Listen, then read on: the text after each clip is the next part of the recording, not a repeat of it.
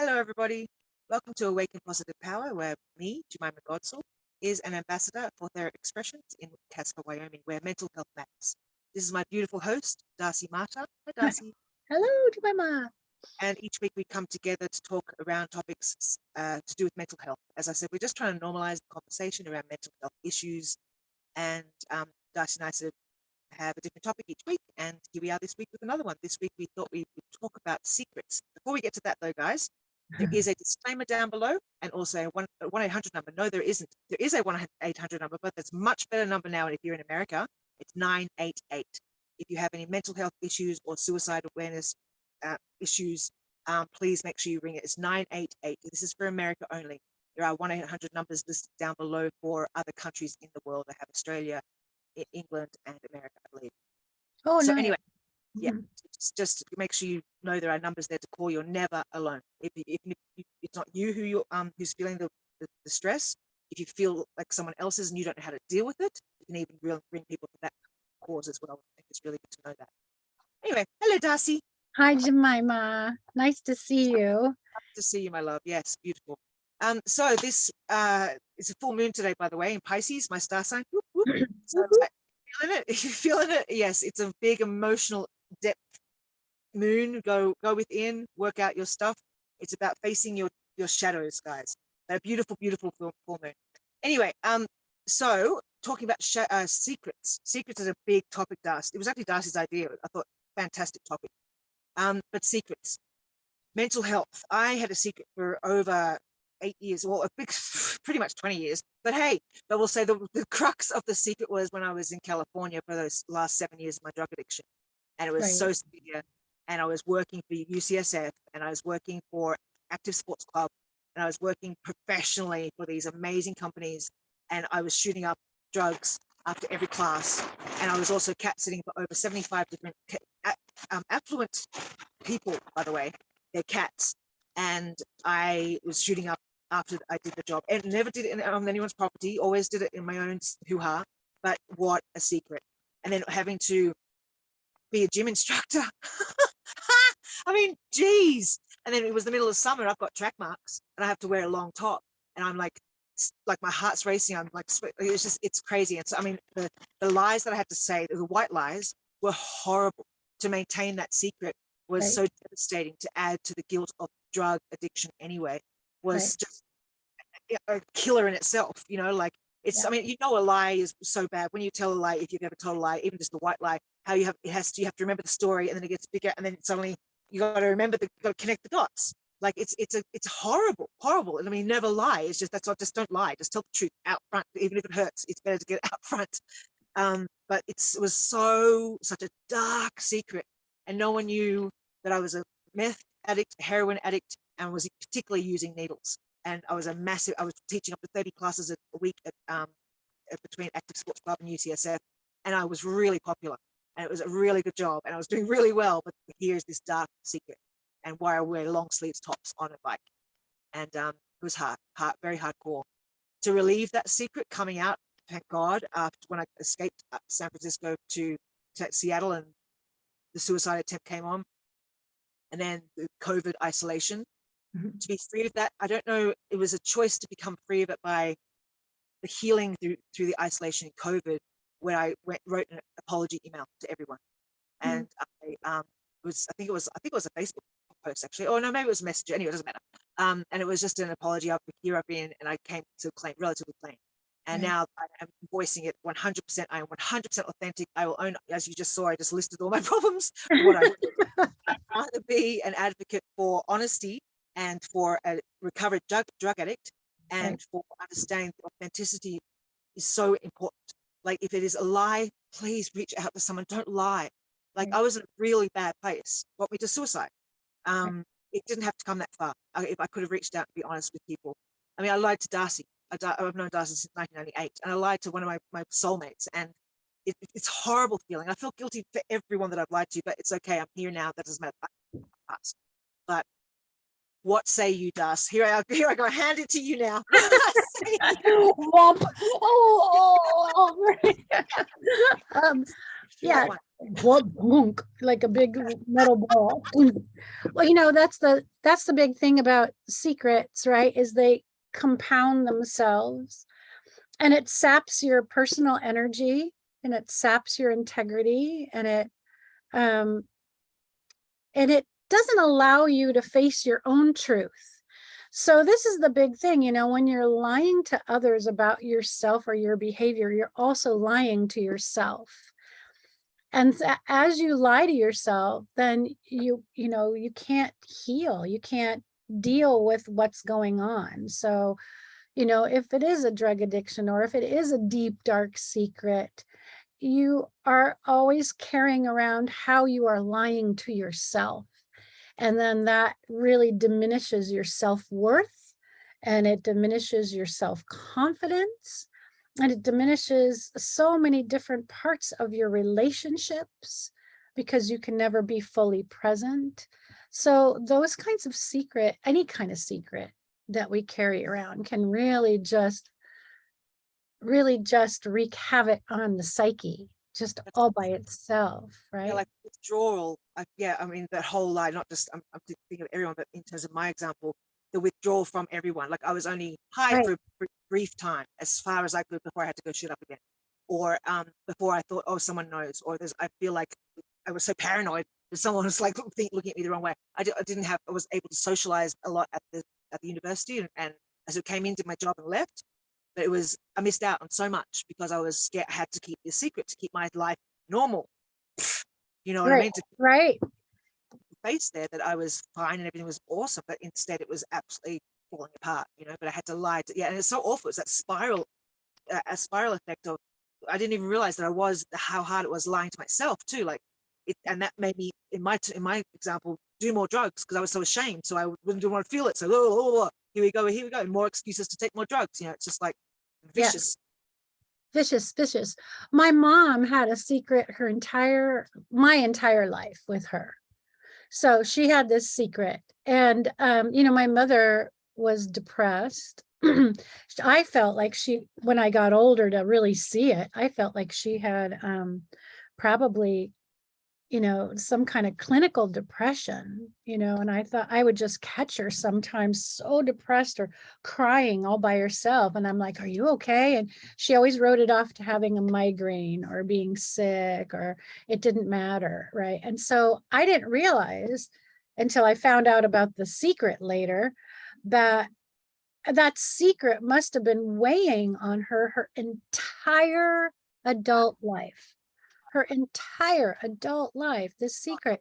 And the thing is her perception of her secret was more detrimental than the secret itself. Right?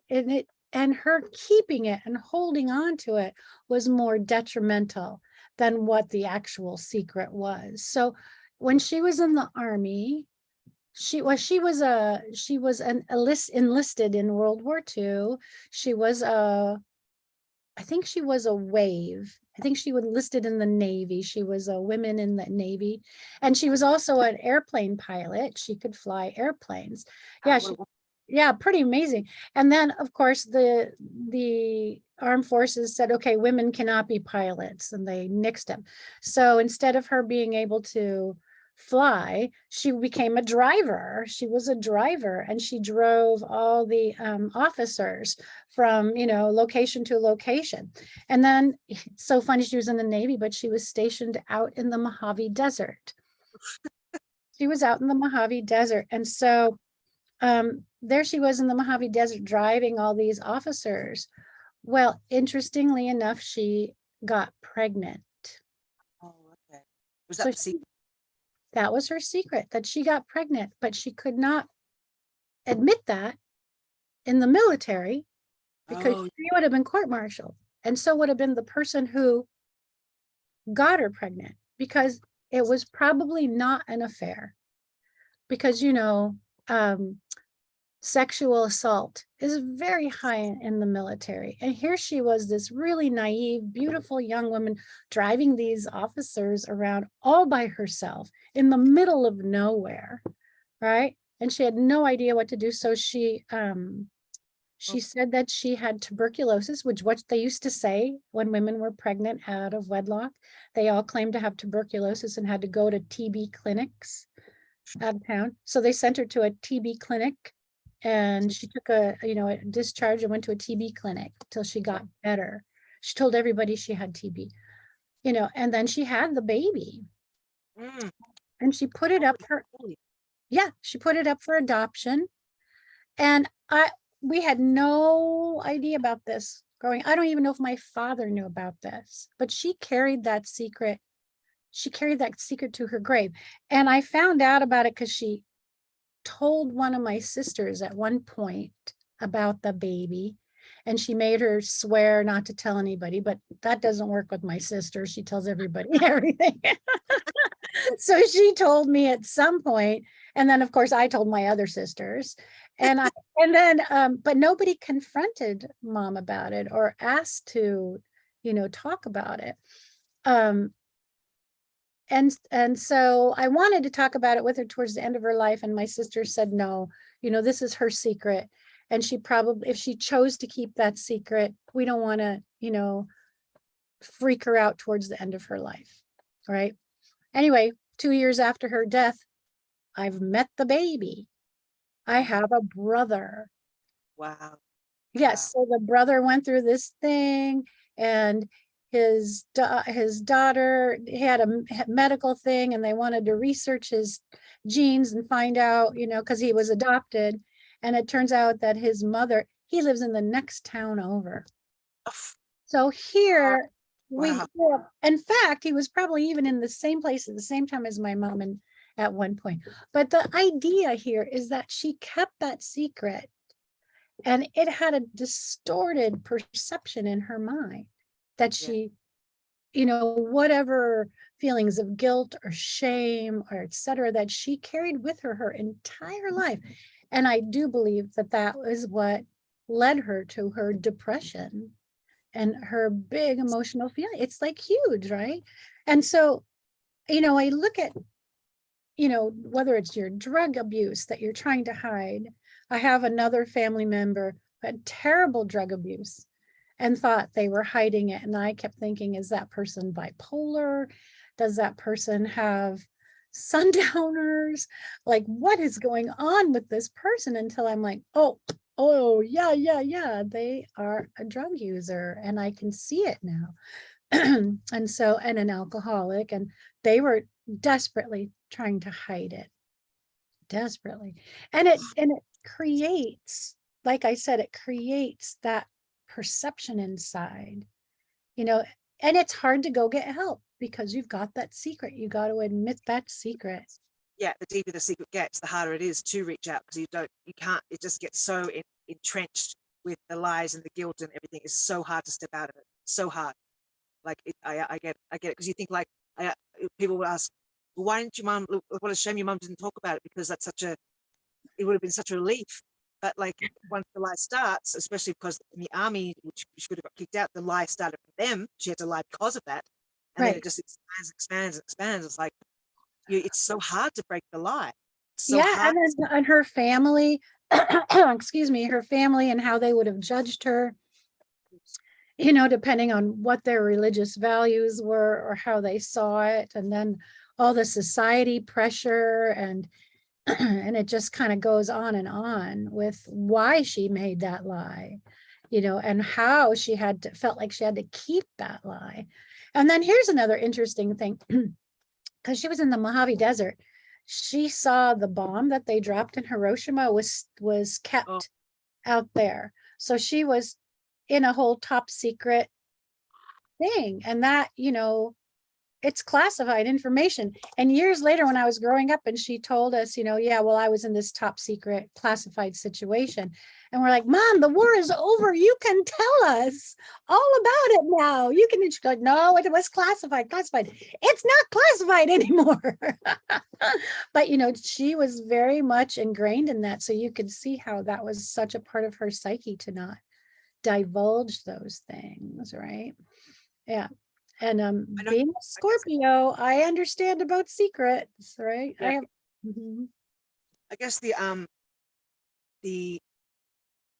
I don't know. It's so hard to break a secret when you're in it. Yes. Um, even if it's a secret has a lie, it's not telling the truth. It doesn't have, you have to be lying, but you might not tell the truth. You just keep a secret. You don't talk about it. And Right. it's so hard to get out of it. Or like, I think the fear, what my thing was, is like, okay, I just got to accept, I didn't have anyone at that stage of my life anyway when I came clean. I thought I just got to like be honest. Hopefully the people I love will I'll give them time and come back to my life. And thank God I was overwhelmed by how accepted I was by everyone. It was so Everybody. beautiful. Yeah, like it was so warming, because I was ready to go, okay, I don't have anyone anyway, but at least I can be honest and break this freaking, like, be honest with myself, you know. And but it is quite surprising how difficult it was, but that fear of not being, of how people will accept you. And but I think we misjudge people. I think that we have to give people more credit, that the truth is so much better than the lie. Give people time to relieve themselves and go, whoa, hang on, whoa. And maybe some people just instantly go, cool, whatever. But it's the truth people want. They respect the truth a lot more. And no matter how dark and bad and horrible it is, than the secret or the lie.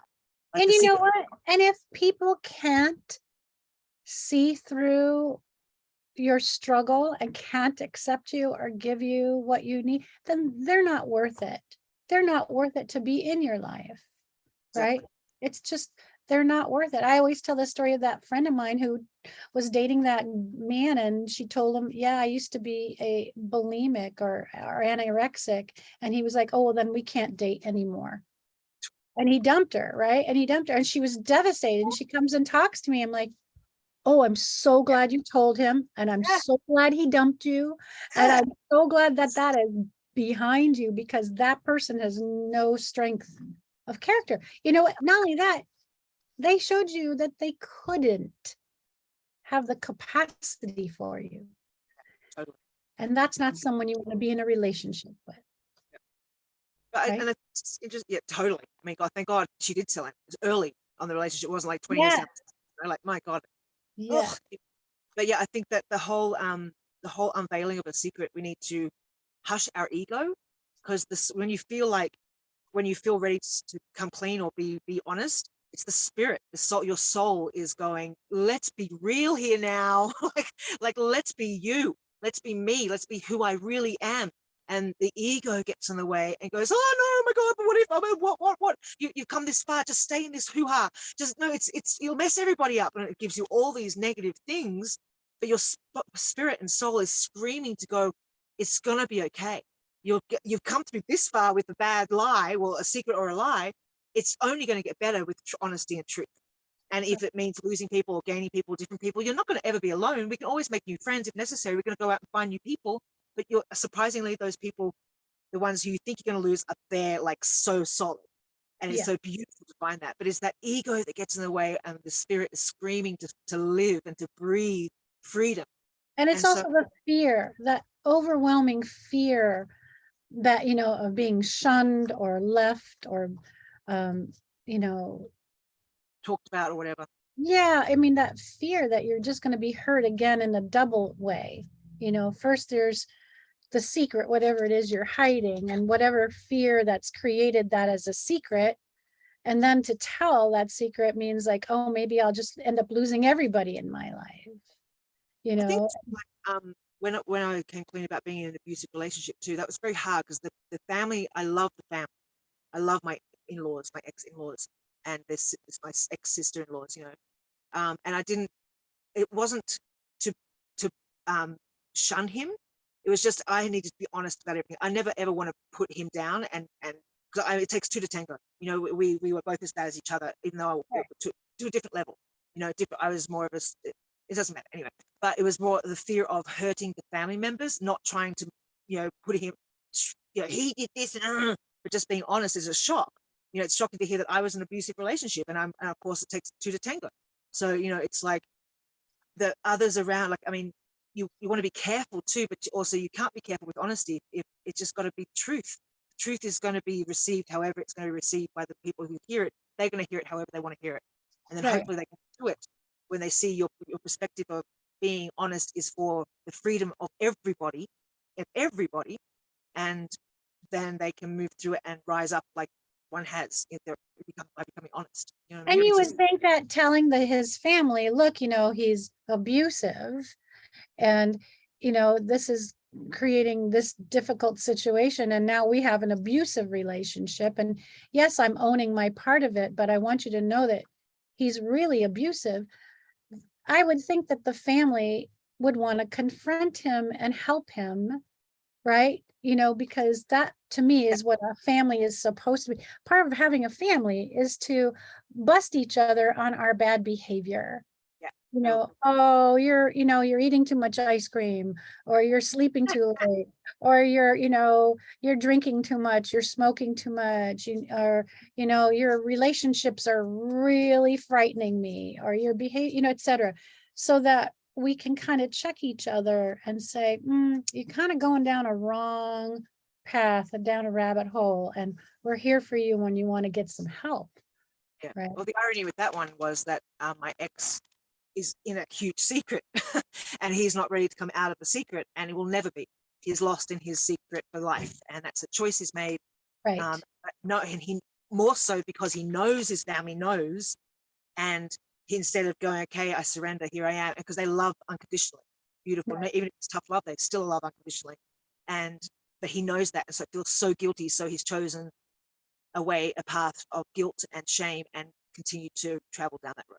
And it's Yeah. such a shame because I didn't fall in love with an asshole. I fell in love with someone who's got a beautiful soul and turned into an asshole because of drugs and whatever. You know what I mean? So it's Yes. such that he's can't step out and move to that rescue for himself, because that's so true. The family is there to not agree with it, but still help and encourage a better way of living, or enlighten a better way of living.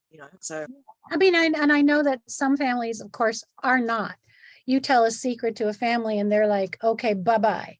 You have to leave this house. We cannot have you here. Your secret is, not in our capacity to deal. It doesn't belong with our lifestyle. And, so, that's why so many people were closeted for so long about their, being gay or whatever, because families would not accept that. And so that became their big secrets. And sometimes you have to choose your family, because your birth family is not your karma. It's not, sadly what we want them to be, but it's who they are. It's that lesson learned. But it's about being honest, isn't it? Just about coming down to being honest about who you are and the true self, not disguising it with drugs and alcohol, not hiding in the closet, ashamed to be gay, not doing any of that. You've got to come out proud and loud as a gay person, as a beautiful spiritual fuck up like I am. You know what I mean? Like it's just. But it got me out of being, and also recovered but also out of an abusive relationship, which caused the addiction, was one of the causes. It's just about owning your true self, and as you said, finding your family, finding the family. If the family that you have doesn't accept you, you will find those people. And it takes balls. I know it's scary, but as we try to say here, you're never alone. Never, ever alone. Right. There's always someone willing to give you love and support.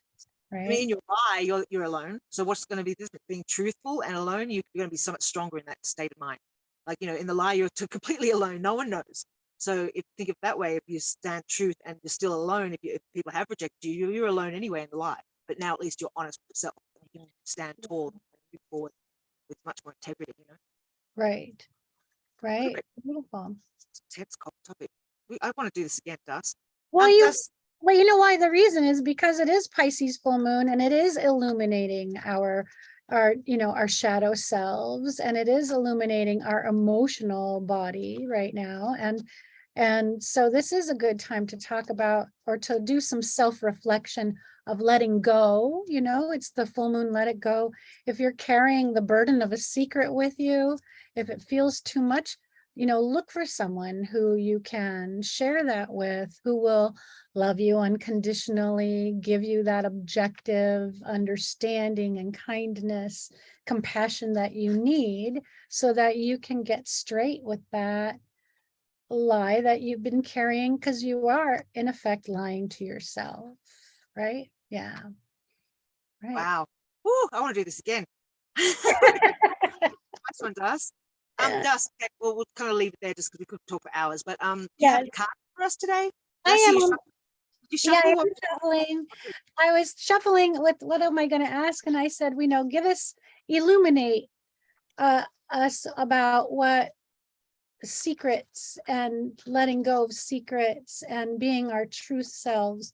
Give us a little illumination on that subject that we just had is what I'm now clearly asking the cards. Yeah, give us a little illumination on secrets and lies and being honest with ourselves and being truthful. It's just such, I've never felt freedom like I have being honest with finally coming clean. And even though it's not a nice topic, abuse and drug addiction, Right. I'm proud to stand tall with that topic because I've recovered and I'm able to be an example for others who are suffering. And that's so inspiring. I hope it's inspiring, you know what I mean?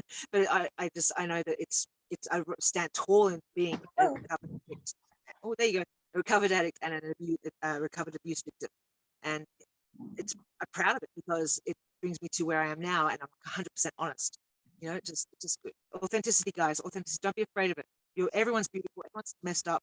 We're all freaking crazy, lovely, beautiful, whole beings, and just own your shit, guys. Yeah. So I'm using Radley Valentine's cards today. Oh, He beautiful. has something called Angel Tarot cards. Beautiful. Love it. Yeah, really, they're really lovely. So the one that fell out, literally, excuse me, is the Nine of Fire. So what Radley has done is taken the traditional tarot and kind of reimagined them in a less scary, more friendly imagery. So it's the Nine of Fire, which says, don't give up, protect that which you've created, have courage and believe in yourself. All right, well, that seems to work with our conversation. Spot on, thank you. Yeah, right. So let me see if I can find it. So I don't know this deck very well. So I will figure it out 1 second. Maybe not. That's okay. It's Mercury retrograde too, guys. So you're feeling that one. Like communication skills. Yeah, I woke up with such a headache this morning, or we went from 115 degrees down to like 70 last night. It's like my head goes whump. Yeah. Oh gosh. Okay, so here we are, Nine of Fire. Okay, Nine of Fire, found it. Beautiful. So it says you've put a lot of work and energy into the situation. That's what happens when you have a secret, right? And this card comes up as a sign for you to protect what you've created or you've earned, so that your truth. You've got to find what you've created which is your truth. Having courage and believe in your ability and right to defend the fruit of your labors, strengthen your resolve and don't give up. You possess the wisdom and the stamina to bring your situation to an agreeable conclusion. However, it's important to open your mind to the assistance and points of view of others. Well, there you go. Be prepared. That's the additional meaning of this card. Physical strength. And then your adverse feelings that will go with it is feelings of paranoia and tiredness.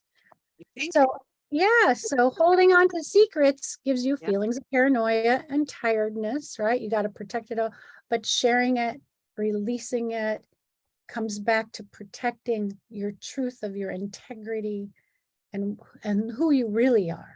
Who you really are is what it's about.